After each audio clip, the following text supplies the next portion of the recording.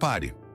Antes de inclinar a cabeça e deixar que um sacerdote marque sua testa nesta quarta-feira de cinzas, você precisa entender com exatidão o que está fazendo. Porque para muitíssimos católicos, esse gesto não é vivido como uma bênção, mas como uma armadilha espiritual. Muitos acreditam que estão apenas cumprindo uma tradição, repetindo um rito que se viu a vida toda, entrando e saindo da igreja com uma cruz preta na testa como sinal de fé. Mas a advertência que atravessa esta mensagem é muito mais dura. Receber a cinza pode ser algo perigoso quando a alma não está preparada. Segundo esta linha de pensamento atribuída ao Padre Pio, há pessoas para quem essa marca não as assinala para Deus, mas as expõe espiritualmente de uma maneira ainda mais grave. Por isso aqui não se apresenta a quarta-feira de cinzas como mais um costume piedoso, nem como uma pequena cerimônia de início de quaresma, mas como uma linha de combate. O problema não está na cinza em si, mas na falsidade com que pode ser recebida. Há 3 erros concretos que, segundo o texto original, esvaziam por completo o sentido desse dia. 2 deles já são graves, mas o terceiro é descrito como algo ainda pior, como um sacrilégio. E a advertência é taxativa. Se alguém está caindo nesse terceiro erro, não deveria se levantar do banco, nem entrar na fila. Não deveria fingir arrependimento onde não há. Não deveria se aproximar de Deus com uma aparência religiosa, enquanto sua vida interior vai em outra direção. Para deixar isso claro, o relato situa uma cena em San Giovanni Rotondo, em 1960. Uma mulher sai do confessionário. Está pálida, está tremendo. Então, atrás dela, a voz de Padre Pio corta o silêncio da igreja com uma dureza que paralisa a todos. Ele a detém, ordena que ela vá imediatamente ao banheiro e tire da testa aquela sujeira. Todas a igreja se cala. Todos olham, a mulher estava com a cinza desde aquela mesma manhã, o sinal externo do arrependimento, o signo visível da mortalidade. Mas Padre Pio, em vez de aceitar esse sinal, o rejeita. Sai do confessionário, aponta para ela com um olhar abrasador e deixa claro que aquela marca, no caso dela, não vinha verdadeiramente de Deus. Diz a ela que a carrega como se fosse uma joia, enquanto sua alma está apodrecendo, e exige que a tire antes de sair da igreja ou que não volte. A mulher corre, limpa a testa, e ao retornar, ele continua ali, vigiando, certificando-se de que ela o fez. Não apenas lhe negou a absolvição, também rejeitou suas cinzas. A partir dessa cena, a mensagem torna-se ainda mais severa. Nesta quarta-feira, muitíssimas pessoas farão fila para receber a cinza. Alguns irão com fé verdadeira, outros o farão por costume, outros após meses sem missa, sem confissão, sem conversão real. Todos receberão a mesma cruz preta. Todos ouvirão as mesmas palavras. Lembra-te que és pó e ao pó voltarás. Mas o texto insiste que nem todos estão recebendo a mesma coisa.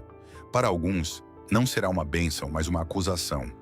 Padre Pio, segundo esta narração, sabia distinguir entre o arrependimento verdadeiro e a simples atuação religiosa. Sabia quando alguém recorria a Deus quebrado por dentro e quando apenas estava representando um papel. E precisamente por isso, não permitia que os rituais vazios se tornassem uma zombaria contra Deus. Esse é o ponto de partida de todo o roteiro. Não se trata de carregar cinza. Trata-se de se perguntar com brutal honestidade: há realmente arrependimento na alma ou apenas uma aparência de piedade? E se a resposta incomoda, não é precisamente aí onde começa a verdade? Porque isso é o que quase ninguém entende de verdade sobre a quarta-feira de cinzas. Não é uma celebração, é um funeral. O seu funeral. Você está de pé diante do seu próprio túmulo, admitindo que vai morrer, admitindo que é feito de pó, admitindo que sem Deus você não é mais que terra animada esperando desmoronar. E precisamente por isso, o diabo odeia este dia. Ele o odeia porque é um dos poucos momentos do ano em que o ser humano se vê obrigado a dizer a verdade sobre si mesmo. Mas segundo o texto original, ele tem uma estratégia muito concreta. Se não pode impedir que você receba a cinza, fará todo o possível para que a receba mal. Fará com que você transforme seu arrependimento em uma zombaria. Fará com que caia em um dos 3 erros. E o primeiro começa justamente onde a maioria acredita que está cumprindo bem, no jejum. É o primeiro error buscar atajos, encontrar resquícios, cumplir la norma por fuera mientras el corazón sigue intacto por dentro. El texto lo plantea con dureza. Hay personas que, cuando llega un día de ayuno, se vuelven expertas en justificarlo todo. Cambian la carne por comidas refinadas, abundantes y perfectamente satisfactorias, y luego lo llaman sacrificio. Pero no lo es. La regla, tal como se expone, es sencilla. Una comida normal y 2 pequeñas tomas que juntas no equivalgan a otra comida completa. Nada más. Si haces 3 comidas completas y solo quitas la carne, no has ayunado. Solo has modificado el menú. Si llegas a media tarde sin sentir el vacío, sin notar el peso del ayuno, entonces no has entendido nada. Porque el ayuno, según esta lógica, no está pensado para que te sientas bien contigo mismo, sino para romper tu apego a la comodidad. Y ahí aparece la frase que atraviesa todo este punto. Ayunar debe doler, debe incomodar, debe volverte consciente de tu fragilidad, debe hacerte sentir hambre, irritación, debilidad, dependencia. No porque el sufrimiento sea un espectáculo, sino porque precisamente en esa incomodidad aparece una verdad que normalmente intentas tapar. No eres autosuficiente. Necesitas a Dios incluso para atravesar un solo día con fidelidad. Eso y no otra cosa es lo que el texto llama arrepentimiento. Eso es lo que la ceniza debería representar. Pero en lugar de entrar en ese vacío, muchas personas prefieren llenarlo con platos perfectamente legales, técnicamente correctos, religiosamente defendibles, pero espiritualmente vacíos. Y entonces se felicitan a sí mismas, como si Dios pudiera ser engañado por una mesa sin carne, pero rebosante de satisfacción. Para reforzar esa idea, el texto cuenta una historia situada en los años 50. Un empresario rico fue a confesarse en Cuaresma, orgulloso de sus sacrificios. Se presentaba convencido de haber cumplido. Padre Pío le preguntó una sola cosa: ¿qué había comido el día anterior? El hombre describió sus comidas. Eran, sí, técnicamente sin carne, pero también eran abundantes, elaboradas, costosas. Entonces llegó la corrección, seca y sin rodeos. No habías ayunado, habías hecho un banquete sin carne. Y ahí cae una de las frases más duras de todo este tramo. Eso no es sacrificio, eso es solo otro menú. Cuando el hombre intentó discutir, la respuesta fue aún más tajante. La regla no es la meta es morir a ti mismo. Ese es el centro. No cumplir una fórmula, no salir airoso de una obligación, no encontrar la manera de obedecer sin renunciar a nada. La meta es quebrar el dominio del propio confort. Y por eso el juicio final de este primer error resulta tan severo. Si terminaste el día y no luchaste, fallaste.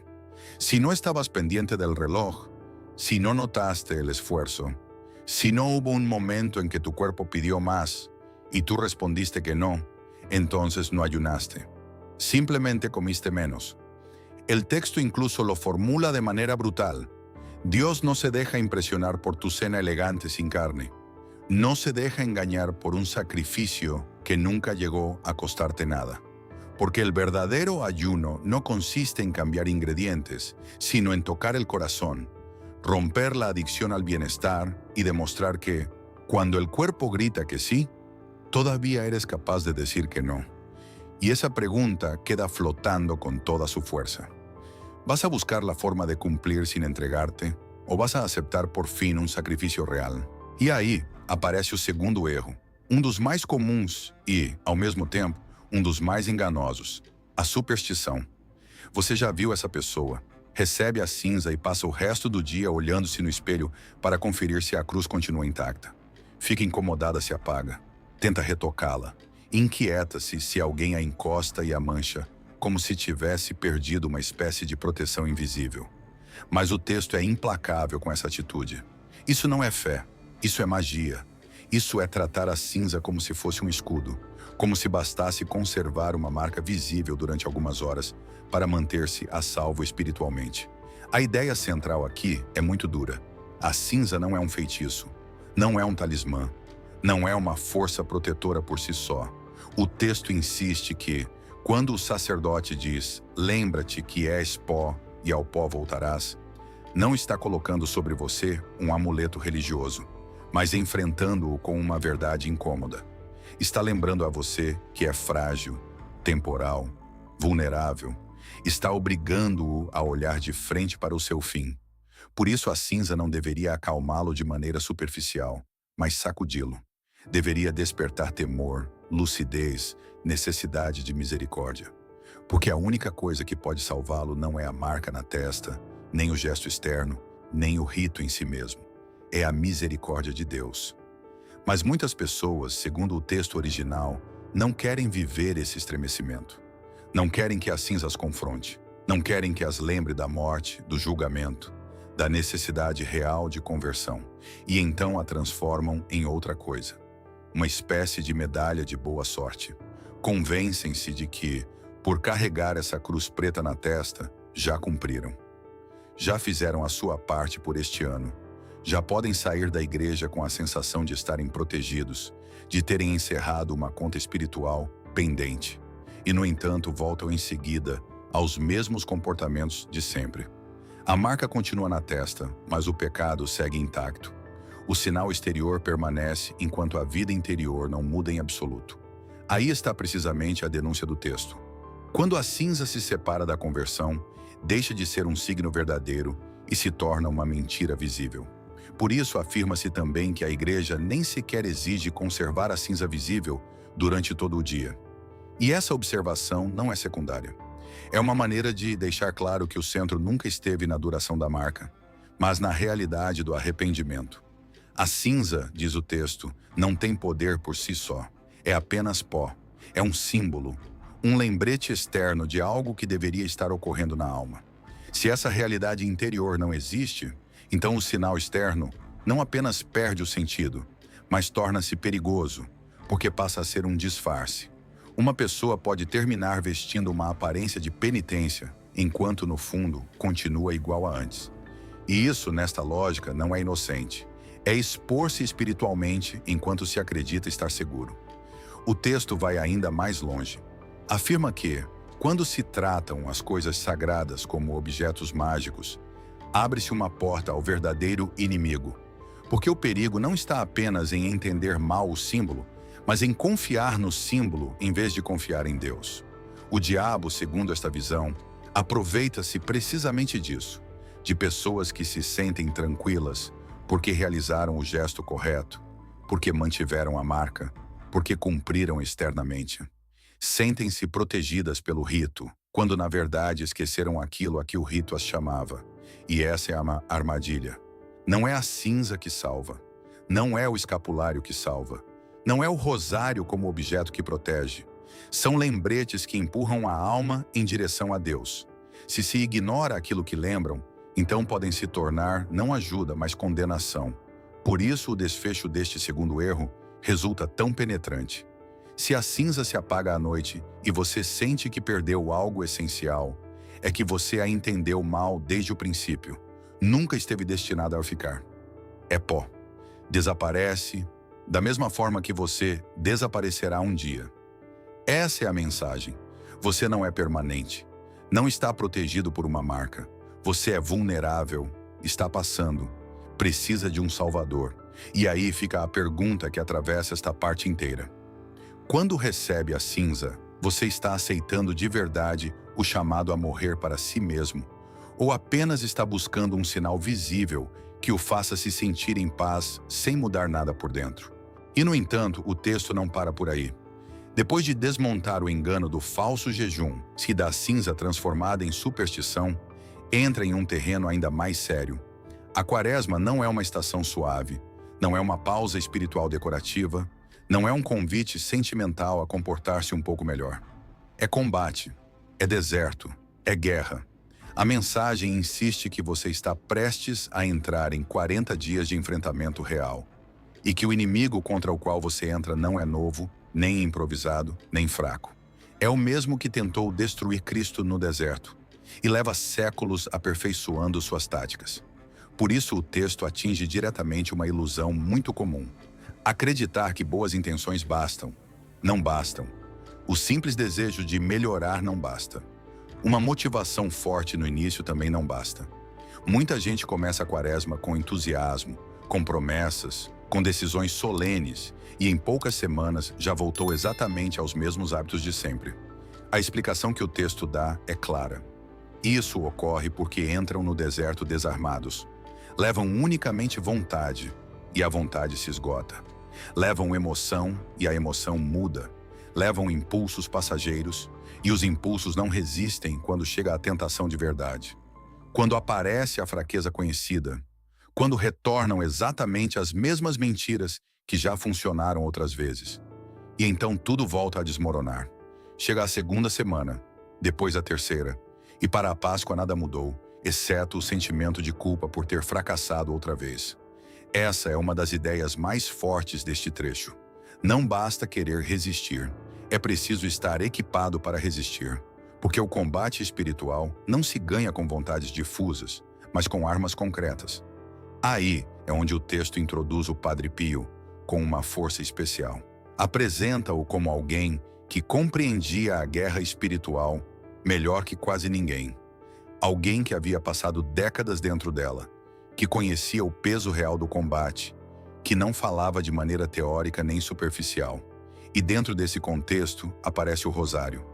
Mas não como um objeto decorativo, não como um costume repetido sem alma, não como mais um amuleto, porque precisamente o texto acaba de alertar contra essa mentalidade. O rosário aparece aqui como arma, como disciplina, como tática, como um modo concreto de pensar, de orar, de resistir e de pedir reforço do céu quando se está sendo superado. Esse é o ponto central. Não recitar por recitar, mas rezar de verdade. Não mover os lábios por costume, mas entrar em combate com plena consciência espiritual. Por isso, o texto lança uma pergunta incômoda. Quando foi a última vez que você rezou o terço e sentiu que realmente algo mudou? Quando foi a última vez que não apenas terminou os mistérios, mas saiu dessa oração com a sensação de ter lutado? Se a resposta é nunca, então, segundo esta lógica, você não estava rezando realmente, apenas estava repetindo fórmulas. E essa distinção importa muito aqui, porque o problema não é ter práticas religiosas. O problema é esvaziá-las por dentro. O rosário, assim como a cinza, pode se tornar pura aparência se for separado de uma vida interior real. Mas quando se vive como Padre Pio, segundo o texto, deixa de ser uma repetição automática e se torna uma ferramenta de resistência espiritual. Nesse mesmo ponto aparece também a menção ao e-book sobre o poder do rosário com o Padre Pio, apresentado não como um simples devocionário a mais, mas como um guia para aprender a rezá-lo com intensidade, com concentração e com sentido de combate. O texto diz que ali se reúnem testemunhos, milagres, relatos de proteção espiritual e um itinerário de 30 dias para aprender a rezar cada mistério com o mesmo fogo que se atribui ao Padre Pio. O importante aqui não é o formato do recurso, mas a ideia que o sustenta. Se você entra na quaresma com a mesma vida de oração fraca de sempre, obterá os mesmos resultados de sempre. E quando isso se repete ano após ano, chega um momento em que a pessoa deixa inclusive de acreditar que a mudança seja possível. Essa é a advertência que prepara o terreno para o seguinte, porque segundo o texto, todo este combate, toda esta preparação, todo este armamento espiritual torna-se especialmente necessário diante do terceiro erro, o mais grave de todos, aquele que transforma a quarta-feira de cinzas não em uma súplica de misericórdia, mas em um ato de traição. E então chega o terceiro erro, o mais grave, aquele que, segundo o texto original, não é apenas confusão, nem tibieza, nem simples incoerência espiritual, mas sacrilégio, porque uma coisa é receber a cinza com a alma desordenada, com pouca preparação, com uma conversão ainda superficial. Isso já é sério. Mas outra coisa muito diferente é aproximar-se depois para receber a Eucaristia estando em pecado mortal, sem confissão, sem arrependimento verdadeiro, sem intenção real de abandonar aquilo que rompeu a amizade com Deus. Aí, a linguagem do texto torna-se muito mais dura. Já não fala apenas de erro, fala de traição. A cena descrita é profundamente reconhecível. Quarta-feira de cinzas, a igreja cheia. Pessoas que talvez não pisem num confessionário há meses ou até anos. Pessoas que carregam consigo pecados graves, não confessados. Situações que sabem perfeitamente que não estão em ordem diante de Deus, mas que mesmo assim avançam com todos os outros. Recebem a cinza, permanecem na missa, e quando chega o momento da comunhão, levantam-se também. Aproximam-se do altar, estendem as mãos ou abrem a boca. E segundo o texto, nesse instante ocorre algo espantoso. Apresenta-se por fora um gesto de devoção, enquanto por dentro a alma segue fechada à graça. Não é fome de Cristo, não é reverência, não é amor, é uma aparência religiosa sobreposta a uma ruptura que não foi curada. Por isso o texto utiliza uma expressão estarrecedora. Chama-o de beijo de Judas, não porque a pessoa deixe de sentir nada, nem porque necessariamente queira zombar de Deus de maneira consciente, mas porque realiza um gesto exterior de proximidade sagrada, enquanto interiormente permanece em oposição a ele. E aí está justamente a gravidade. Não basta aproximar-se do altar. Não basta desejar sentir-se em paz. Não basta estar presente na missa de um dia importante do calendário litúrgico. A Eucaristia não está ali para encobrir uma vida não arrependida. Não está ali para decorar uma consciência que se nega a confessar a verdade. Está ali para se unir a uma alma que, mesmo sendo fraca, ao menos parou de se esconder. O texto recorda então a advertência de São Paulo. Quem come o corpo e bebe o sangue do Senhor indignamente, come e bebe a sua própria condenação. E essa frase nesta parte não aparece como uma nuance teológica distante, mas como um golpe direto, porque desmonta pela raiz uma ideia muito difundida, a de pensar que comungar sempre é melhor do que não comungar. Não diz implicitamente esta lógica. Não quando a alma está em pecado mortal. Não quando a pessoa sabe que precisa de confissão e mesmo assim decide avançar. Nesse caso, não se recebe a Eucaristia como remédio humilde, mas como uma profanação. E o problema se agrava precisamente porque muitos o fazem com tranquilidade, pensando que basta sentir-se arrependido, de maneira vaga, sem ter passado pela confissão, sem ter nomeado o pecado, sem ter rompido verdadeiramente com ele. Para reforçar essa gravidade, o texto apresenta cenas atribuídas ao Padre Pio. Em uma delas, uma mulher se aproxima para comungar enquanto vive em adultério. Padre Pio a detém e lhe nega a comunhão. Não permite que ela siga adiante como se nada tivesse acontecido. Exige que ela se confesse primeiro. Em outra cena, um homem aproxima-se também do altar, mas estava há 3 anos sem se confessar. Padre Pio o freia igualmente. Detém-no justamente no instante em que ia receber aquilo para o que sua alma não estava preparada. Em ambos os casos, a dureza não nasce do desprezo, nasce da verdade. Porque permitir que alguém comungue nessas condições não seria compaixão, seria deixá-lo avançar para algo que o fere ainda mais. E aqui o texto torna-se especialmente incômodo, porque reconhece uma realidade que muitos preferem evitar. A maioria dos sacerdotes não pode ver a alma, não sabem o que cada pessoa carrega dentro de si. Não podem ler o estado espiritual de quem se aproxima da fila da comunhão. Por isso, a responsabilidade não recai primeiro sobre o sacerdote, mas sobre cada fiel. Se você sabe que está em pecado mortal, não deve se aproximar. Se você sabe que não se confessou, não deve se aproximar. Se você sabe que continua apegado a um pecado grave, sem intenção de abandoná-lo, não deve se aproximar. Ninguém precisa arrancá-lo do banco. Ninguém precisa desmascará-lo diante da igreja. Basta que você pare de mentir para si mesmo. Esse é precisamente o coração deste quinto trecho. A quarta-feira de cinzas não serve de nada se transformar em uma cena de teatro religioso. A cinza na testa não autoriza a tocar o sagrado com uma alma não reconciliada. Pelo contrário, torna ainda mais urgente a pergunta: Estou preparado para me apresentar assim diante de Cristo? Estou arrependido de verdade ou apenas estou tentando não me sentir excluído? Quero misericórdia ou apenas quero manter a aparência de que tudo está bem? O texto não deixa espaço para suavizar a resposta. Porque, chegado a este ponto, já não se trata de uma falta de intensidade espiritual. Trata-se de não transformar o altar em um lugar onde se representa uma comunhão que na verdade não existe. E então chega a pergunta decisiva.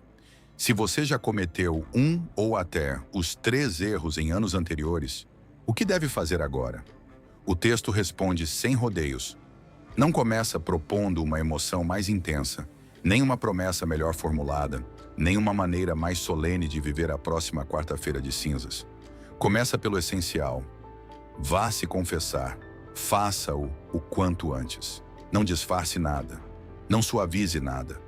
Não tente apresentar uma versão elegante da sua vida espiritual. Diga a verdade. Nomeie o pecado. Reconheça onde você fingiu, onde brincou com o sagrado, onde quis parecer arrependido sem estar verdadeiramente disposto a mudar. Porque, segundo esta lógica, o problema nunca foi apenas ter falhado. O problema foi aproximar-se de Deus mantendo a máscara. A partir daí, o texto convida a viver a próxima quarta-feira de cinzas de uma maneira completamente diferente. Não como uma rotina anual, não como uma tradição que se cumpre mecanicamente, não como mais uma cena religiosa dentro do calendário, mas como um confronto. Quando ouvir as palavras, lembra-te que és pó e ao pó voltarás, você não deveria ouvi-las como uma frase conhecida que mal toca a consciência. Deveria deixar que elas entrassem. Deveria permitir que elas o atravessassem. Porque não estão falando de uma ideia abstrata. Estão falando da sua morte. Estão lembrando que todo orgulho cairá, que toda aparência terminará, que tudo aquilo com que hoje você se protege desaparecerá um dia. E, precisamente por isso, você ainda está a tempo de converter-se de verdade. O texto insiste que este temor não deve ser desespero, mas temor santo. Não se trata de afundar, mas de acordar. Não se trata de acreditar que não há mais saída, mas de parar de brincar. De parar de tratar o arrependimento como uma emoção teatral, o jejum como uma formalidade, a cinza como uma superstição e a comunhão como um gesto social ao qual alguém se aproxima para não ficar para trás. Tudo isso deve terminar, porque a quaresma, vivida de verdade, não começa quando a cinza toca a testa. Começa quando a alma para de se desculpar. Começa quando alguém admite que usou coisas santas sem a reverência que merecem. Começa quando finalmente se quebra o conforto da mentira interior. Neste trecho final aparece também a oração do texto, uma súplica que funciona como resumo de toda a advertência. Pede-se perdão a Deus por ter tratado as coisas santas como brinquedos, por ter fingido arrependimento, por ter recebido sinais exteriores sem a verdade interior que deviam expressar, por ter traído a Cristo.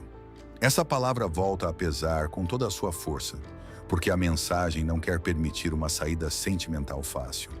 Não quer que o ouvinte termine simplesmente comovido, quer que termine sacudido, quer que olhe para a sua própria vida e se pergunte com honestidade se esteve repetindo durante anos uma quaresma vazia, uma penitência aparente, uma devoção sem ruptura real com o pecado. E, no entanto, o encerramento não apresenta o Padre Pio apenas como uma figura dura. O texto insiste também em outra dimensão.